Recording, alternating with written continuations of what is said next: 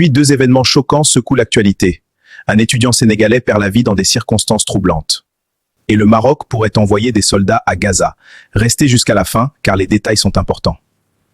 Suscité par la mort de l'étudiant Abdoulaye Ba, décédé il y a quelques jours en marge des violences à l'université Cheikh Anta Diop de Dakar.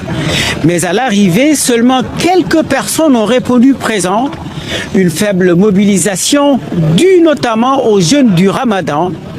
Mais pour ceux qui sont sortis manifester, l'important était ailleurs.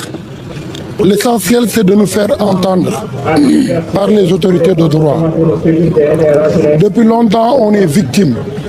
Moi, j'ai été victime de bavure policière le 21 septembre 2020. Ensuite, j'ai été victime de torture en juin 2023. Mais jusque-là, la justice traîne les pieds et cette manifestation a comme symbole de dire à nos autorités judiciaires et étatiques que nous ne sommes pas encore découragés, nous allons continuer le combat jusqu'au bout. Aujourd'hui, qu'est-ce qu'on a vu? Que les policiers également ont pénétré le campus social pour également violenter des étudiants, pour torturer des étudiants, et jusqu'à présent, aucune justice n'est pas encore rendue. Nous demandons que justice soit faite pour notre camarade Abdoulaye Ba. Aujourd'hui, ce que nous demandons au ministre de la Justice, Madame Yacine Fall, au ministre de l'Intérieur, le maître Bamba Cissé, que justice soit faite, que les responsabilités soient situées et que les personnes soient sanctionnées pour que plus personne, un citoyen sénégalais, n'ait à perdre la vie durant des manifestations. Pancarte à la main, sono à fond, sous escorte policière, ils ont brandi des slogans hostiles à la police et surtout réclamer justice pour Abdoulaye. Et pour aller plus loin, gros plan maintenant sur le quotidien et l'amertume de ces étudiants de l'université Cheikh Anta Diop et plus largement d'une jeunesse déçue des violences qu'elle subit et surtout de ne pas être entendue par un gouvernement qu'elle a pourtant largement soutenu il y a bientôt 2 ans. Un reportage réalisé par Arte Info, Maya Boyer, Pierre Favnec. Ali, Pascal et Modou sont étudiants en Master 2 en droit public et en génie civil à l'université Cheikh Anta Diop de Dakar. Ils étaient sur le campus lorsque des affrontements avec les forces de l'ordre ont éclaté le 9 février dernier. Alors il y a aussi celui-là qui avait une blessure au niveau de l'air-car et c'est lui qui a perdu son œil. Comme si on était en guerre. Non, c'était la guerre. Hein. Ils ont pris ça pour une guerre. Ces images, filmées par des étudiants, témoignent de la détresse des jeunes, mais aussi de la violence des policiers, qui pénètrent même à l'intérieur des dortoirs du campus.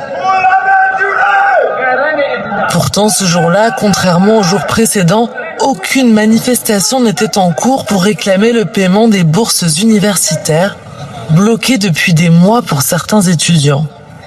C'est eux qui ont rentré en premier, c'est eux qui ont franchi la porte universitaire, c'est eux qui ont rentré aussi dans les chambres universitaires pour malmener et violenter nos camarades étudiants.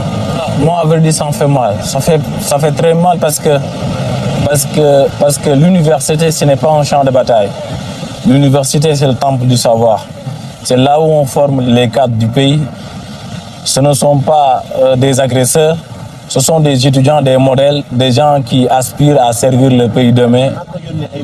Pascal et ses camarades se sont trahis. Ils étaient comme des dizaines de milliers d'autres jeunes, les fers de lance de la contestation qui a mené Ousmane Sonko et Bassirou Diomaye Faye au pouvoir. Je suis très très déçu de ce gouvernement. Nous attendons à tout, sauf qu'ils se mettent à dos les étudiants, parce que les étudiants ont toujours été là pendant qu'ils avaient besoin de nous. Alors pendant les affrontements avec Macky Sall, ce sont les étudiants en réalité qui ont défendu en premier. Moi personnellement, j'ai versé mon sang pour Ousmane Sonko. Au lendemain des affrontements, le campus de l'université a été fermé, contraignant 45 000 étudiants à quitter les lieux. Comme Mati, étudiante en première année de droit, qui est rentrée chez sa grand-mère en banlieue de Dakar. Elle n'a pas dormi de la nuit. Elle m'appelait tout le temps, demandait comment je vais, comment est-ce que je peux rentrer. Il voulait même venir me chercher la nuit là-bas.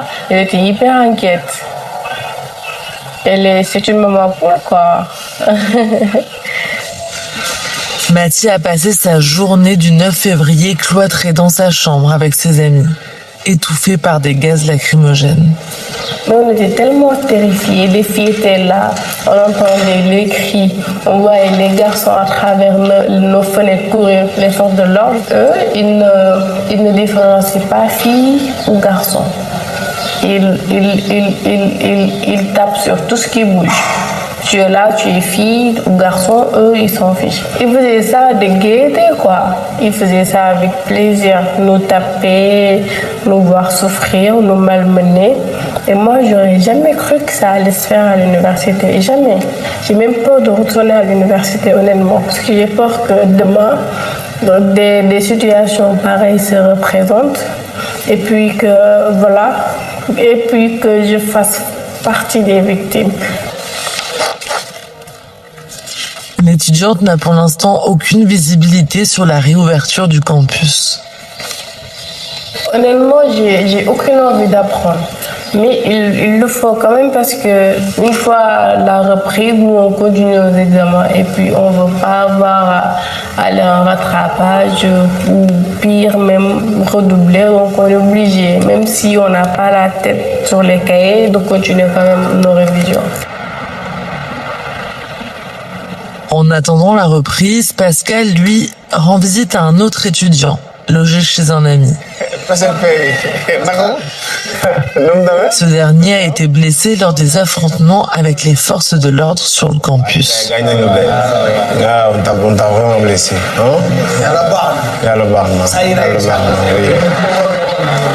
Malgré leur mobilisation, Pascal et ses camarades n'ont toujours pas reçu leur bourse. Alors en attendant que la situation s'améliore, ils se serrent les coudes et partagent leur repas. Aujourd'hui, un bol de tiep, un plat traditionnel à base de riz. C'est compliqué, hein. C'est pour cela que lorsqu'on a un bol de tiep, on le fête. C'est une fête chez nous parce que c'est pas tout le temps qu'on a du tiep devant nous. C'est très compliqué, la situation financière elle est compliquée, donc c'est pour cela parfois lorsqu'on se réunit en groupe, on essaie de cotiser pour voir comment préparer, comment nous organiser afin de subvenir à nos besoins. Pascal et Ali espèrent cette année réussir les concours de l'École nationale de magistrature. Pour le master. En attendant, ils militent au sein des syndicats étudiants et font leur premier pas en politique. Nous avons choisi d'être dans les amicales pour pouvoir aider nos camarades étudiants, leur défendre. Nous pensons d'ici peut-être quelques années, on peut faire partie de ceux qui vont changer le pays. 10 jours après les affrontements, les rues de l'université sont désertes et les étudiants ne sont plus admis dans leur campus. Ceux qui, comme Pascal, attendaient tant du nouveau gouvernement ont vu leurs espoirs douchés. Car si les autorités ont condamné les violences policières, elles sont restées muettes face aux revendications de la jeunesse. Pendant que le Sénégal est en deuil, une autre situation attire l'attention du monde. Le Maroc serait impliqué dans une possible intervention liée à Gaza. Cette information suscite beaucoup de réactions à l'échelle internationale. Les regards sont tournés vers les prochaines annonces officielles. Mais multidimensionnel. En réalité, ce qui est intéressant, c'est de voir que face à l'impuissance des Nations Unies, le Conseil de paix de Donald Trump est en train de mettre en place de manière concrète, dans le cadre de la phase 2 de son plan de paix, quelque chose de très opérationnel pour permettre à la fois la reconstruction, mais également la sécurité de l'enclave à Gaza. Or, on sait à quel point, évidemment, la situation est tendue, au-delà de ce qui s'est passé depuis le 7 octobre 2023, au-delà de la riposte israélienne, au-delà des difficultés de faire désarmer le Hamas, le Maroc, avec l'Indonésie, sera un pivot pour permettre de stabiliser la situation d'un point de vue sécuritaire avec la présence des forces armées royales marocaines, environ à peu près 20 000 membres, mais également 12 000 policiers qui vont former sur le terrain les personnes en termes de sécurité, qui vont être d'un apport extrêmement important en termes de ce qu'on appelle la déradicalisation, ou en tout cas la lutte contre l'extrémisme violent, pour éviter, vous imaginez bien, que toutes ces générations de pauvres gamins palestiniens qui ont vécu des horreurs pendant 2 ans, voire plus,